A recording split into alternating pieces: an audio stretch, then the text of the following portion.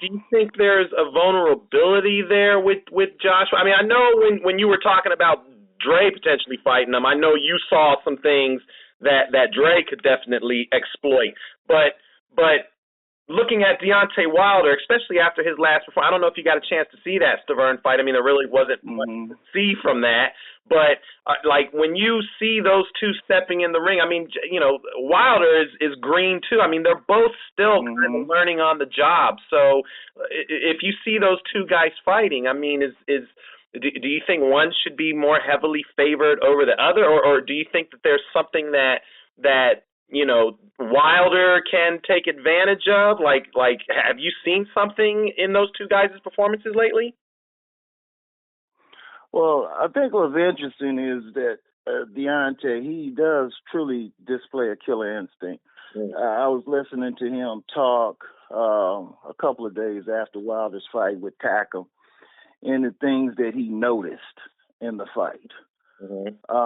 So you have to have a different instinct to notice some of the things that he noticed in the fight. I thought what was really interesting is because I felt the same way at the time, why is the referee stopping this at the end of the rest period and letting the doctor check Tackle's eye? You know, for another additional 30 seconds or so, or 45. Maybe it was something, maybe it wasn't. You know, but, you know, you have to know as a ref who you're in there with. You know, you seen blowing. It was quite obvious he was blowing. And it was quite obvious he didn't have the same velocity on his punches that he has in the early rounds. That was quite obvious. And Tackle had started to land some punches there, and he seemed to be more willing to throw punches at that time. So maybe he felt something also. So you have to ask yourself, you know, those questions. You know, maybe Wilder saw that also. The comment he made on Anthony's size, which, you know, it's none of my business, but, you know, I do agree that Anthony is maybe too heavy. You know, and I met Anthony before he turned pro in Sheffield at the British Olympic Training Center, and I think at that time he was weighing about 221, and he and I chatted for a minute, and you know, we were working out later that evening, and so was he. So I happened to get there in time when he was doing some pad work. And I was really impressed with the way he was moving, you know, on his legs. I was impressed. I remember saying to him, I said, this big fella moves pretty well, you know. And at the time, I think he told me his weight was 221. So that had to be his natural weight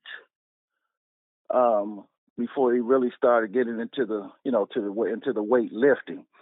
So if you're carrying any weight around that is not natural for you, what you're doing is carrying it. It's not propelling you. You're carrying that extra weight around. So to get tired in the middle rounds with a guy who's not really putting a lot of pressure on you is very interesting. You know, so either it's a breathing problem, he hasn't been taught to breathe properly yet, or his blood is filling up those muscles to the point where, you know, he's getting logged in the arms and things like that. His technique didn't seem to suffer, but I did notice his hands coming down a little bit more. And I did notice when Tackle was attacking him that he got a little bit more defensive. He wasn't looking for counters as much, you know. But he did the job, and that's all you could say. And Tackle has proven that he's going to be there in all his fights. So it could be a combination of a lot of things. Have you seen enough performances from Joshua to feel like that stamina, that conditioning is? I mean, whether it's the muscle size, whatever, the breathing, whatever it is, have you seen enough from him to feel like that is definitely a problem that needs to be addressed? Well, if you look at it could be that he hasn't gone too many rounds in his fights. Also, it could be that. But if you look at the Klitschko fight, I mean, I was kind of shocked that he was depleted for 3 rounds. Mm-hmm. And even though he stopped Klitschko, he never really fully recovered from that. So what you have to ask yourself is, if Klitschko was throwing punches and staying steady and hitting the target and staying steady, hitting the body and everything, would he have recovered to put the finale on like he did? You know, you got to give him credit for that. Mm-hmm. But, and then at the same time, you have to ask yourself, if Wilder had him in that kind of situation, knocked down and hurt and tired like that, he would have finished him. Yeah, he would have finished him.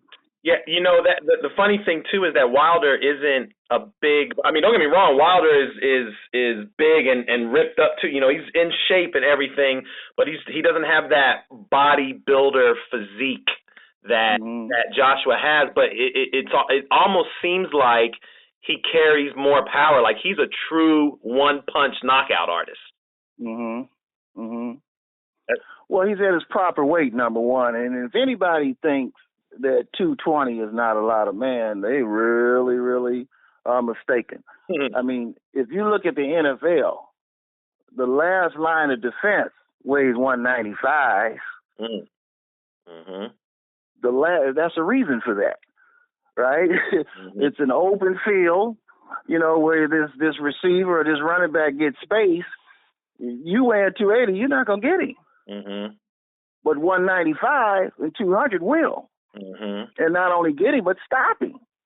Stop him right in his tracks. Everybody remembers that great hit with Jack Tatum and Earl Campbell now at the goal line. That was 195 versus 230. Right there. So it's 220 is a lot of man. And if he's got stamina, what difference does it make if you weigh 250, 260 and you get tired? You're really in a bad situation if you get tired with that kind of weight. And I know that Eddie Hearn said Joshua said he's too small, he'll eat him up. Well, Joshua's not a Joe Frazier type of fighter. So he's not using his size that way. I haven't seen him bogart anybody. Like a Joe, cut the ring off, pressure you into the corner, or get you in charge, get you on the ropes, and there's not too much you can do about it. Right. You know, they just go ahead and put your lights out. He's not that type of pressure fighter. He's he's a big puncher, but he's more of a tactical boxer, in my opinion. So the size doesn't really benefit him in the way he fights. I think personally he should be lighter.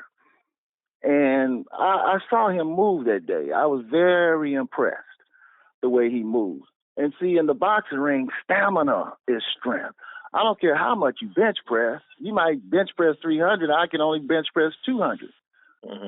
But if you can't get out the way, what difference does it make? Or if you get tired, what difference does it make? You know, so one or two things happen. You're going to take a longer whipping with your size, or, you know, you're gonna concede to the unnecessary bulk. You know, his body just wasn't meant to be that way naturally.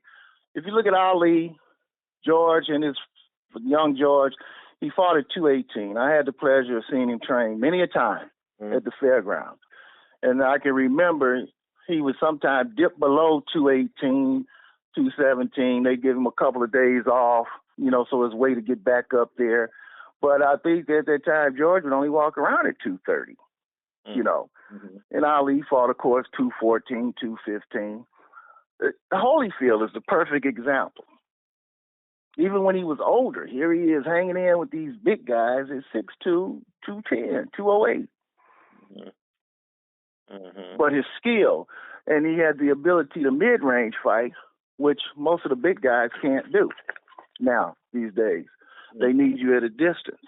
So I think Wilder's at the right weight. If you look at his legs and everything like that, he's proportioned right.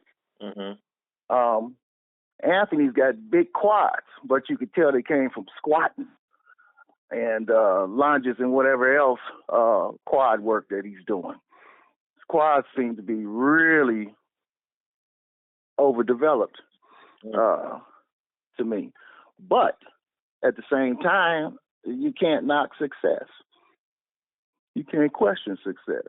But as a fighter, as a trainer, anything, we're always looking for the weak link. And, to a trained eye, there are some weak links, but that's in everybody's situations.